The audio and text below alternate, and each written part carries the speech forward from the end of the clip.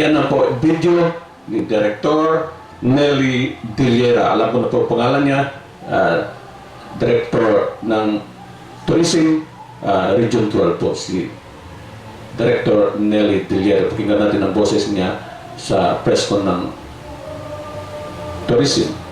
Katanungan ko po sa kawan ng Region 12, ano pong status ng tourism industry? Improving ba o negative tourism industry dito sa Region 12? Kasi sa mga kabuluhan nangyari dito sa Mindanao, nakakaya negosyo ng tourism industry. Yeah, okay. Ang basihan po kasi natin po ng magandang takbo ng industriya ng turismo sa ating lugar. Ang pinabasihan po natin yung tourist arrival. So kung titignan po natin yung tourist arrival po natin sa 2014, ikumpara po natin sa 2013, malaki po ang itinaas dito. So actually ngayon umabot po tayo ng 2.3 million.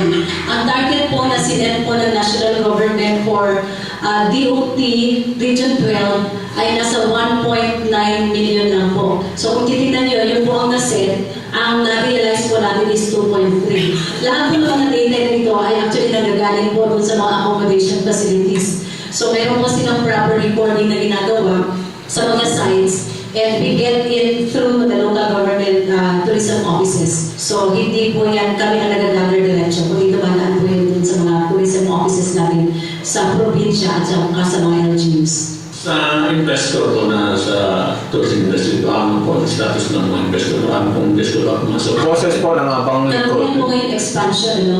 Sa parte po kasi ng Department of Tourism, hindi po kasama yung investment monitoring na ginagawa natin. But if we look, kasi kung investment figure ang hinahanap po natin, hindi po natin may bibigyan sa inyo dahil malabo po yan ang Department of Trade and Industry.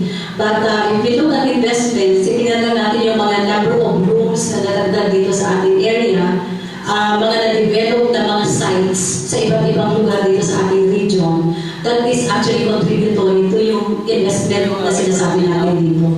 So, marami siya, hindi na po natin may isa-isa, but there are a lot of developments happening in the LGUs right now, na either initiative siya ng LGU or naging initiative siya ng mga private individuals or private companies putting up facilities and amenities in certain sites located in the provinces and cities.